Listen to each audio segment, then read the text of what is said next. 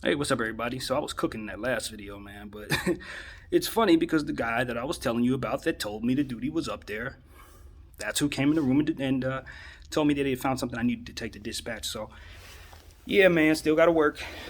I don't have the luxury of just being able to sit here and just freely run my mouth. There's a job to be done, but at the end of the day, man, here's just another senseless killing where it makes you wonder if the information fed to you is the real thing. You know, um, could I see a scenario where this isolated incident is just that, and this lady made a simple mistake? And yeah, I can totally see where something like that would take place. I can also see a scenario where this is a deeper, darker situation that has a lot of different moving parts, and it ain't all of a mistake. It ain't a mistake at all. I can see both.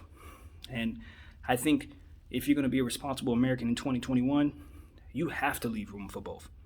You have to leave room for it being just a simple, cut and dry situation that doesn't fit the narrative that's been going around, and you have to be able to see that this could be a deliberate situation that very much is supposed to feed into the narrative for reasons that may be outside of our understanding at this moment.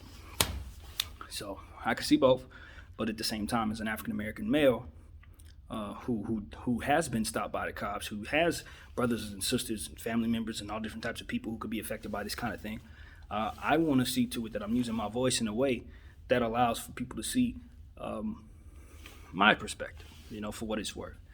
Yet another voice in the conversation. And I think the more voices we have in this conversation, the quicker we can come to some type of compromise, solution, or justice, or whatever it is that we're ultimately going to find here. I want to send condolences out to the young man's family, his mother, his father. I don't know who's in his life, who all was there. I know he had a child. I see a picture of him holding a baby. He's 20 years old, man. He was a child himself. You know what I mean? And this police officer, Minnesota Police Department, to be exact, the Brooklyn Center Police Department, are going to have to. They're going to have to answer questions. They're going to have to tell us why this happened, and they're going to have to let that lady go at the very least. And that's assuming this is cut and dry, a mistake, not a racist situation, just somebody who in the moment did the wrong thing. She's going to have to be let go, and what comes with that could be a lot of stuff that ain't pretty. But at the end of the day, if she's not the worst person in the world, then I would hate to see her get the worst of treatment, just like anybody else. But if this is what it feels like it is, I am tired of the results of a lot of these circumstances. You know what I mean? I'm not alone, obviously, but we all are tired of how this has gone as it pertains to not getting justice for these various situations, people being able to get away with doing certain things just because of their profession. This is something that I would love to see an example made out of. And you don't want to make an example out of the wrong situation. That's the wrong way to go. But if this does prove out to be as treacherous as it feels like it is, I want justice to come down hard and swift on her. I really do. Um, you know, but you have to prove the point. You have to prove it. And I'm not one of those people that's just going to jump on the bandwagon of hounding somebody for a simple mistake because it fits my narrative. That's not justice. That's not justice. But if she did do what it is that it looks like she did, then they got to get her. They got to get her good. And that's what I want to say. That's what I want to say. My mind and my heart feels very, very, very, very serious about this situation. Very, very strongly about what it is that we're talking about here. As an African American, I feel like my life could be the next one taken, or my family member or somebody that I care about, they could be the next one up. So if I don't fight now, there's no guarantee that no one will fight for me. So that's what it's all about, man.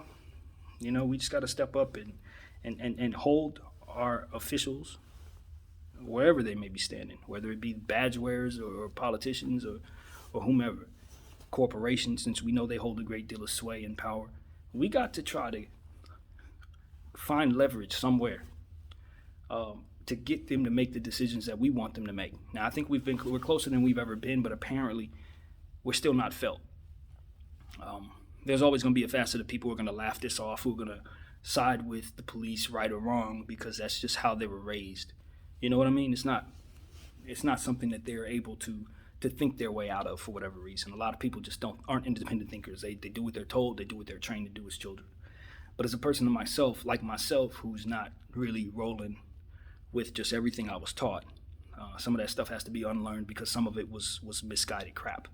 And I'm old enough to understand that now. But at the same time, it's like you have to be able to determine properly what's what, and then from there do with it what you should.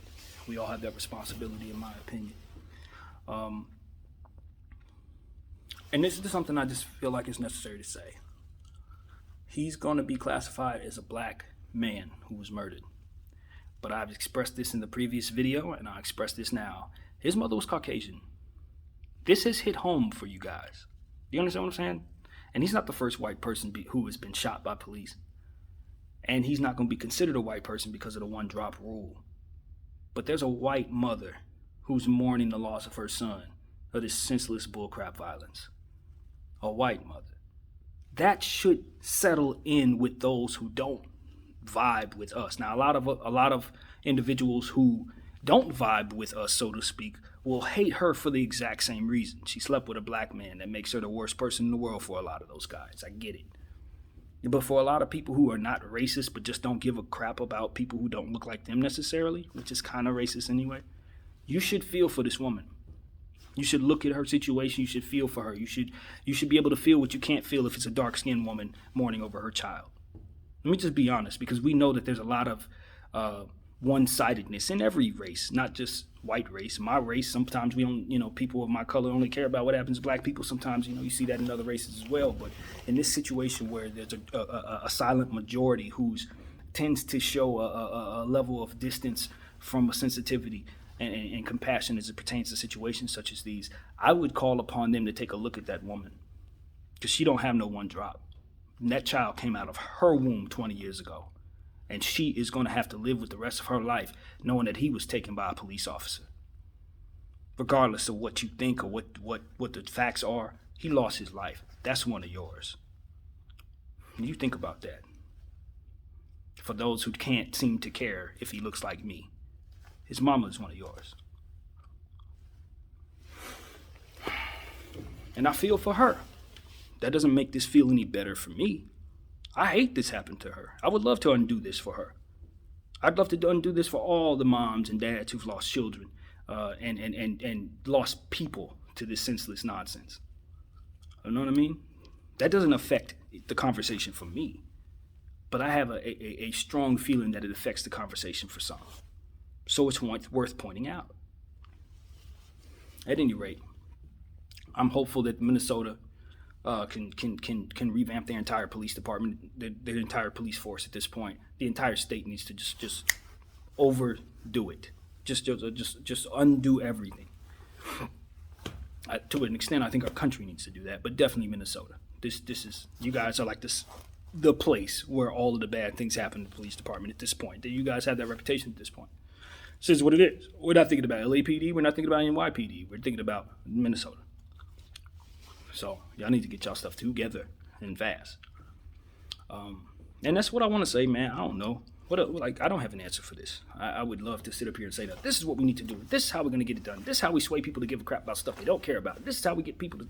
No, I don't know. But what I can tell you is something needs to be done. And it can't just be the same old run-of-the-mill, hey, let's go outside and burn down a house. Hey, let's go outside and loot. Hey, let's go outside and destroy stuff because we're mad. You're just giving them exactly what they want. If anything, they killed these people so that you will do that. And it's high time we start understanding we're playing chess, not checkers. And we're playing right into their hands when we behave exactly the way they expect us to behave. Hell, how they were hoping we would behave. Identify that this is what they want to do, and then do something else in response to it. That's how you start to fight back in these situations. My name is BDF44. Thank you guys for watching. I'm out.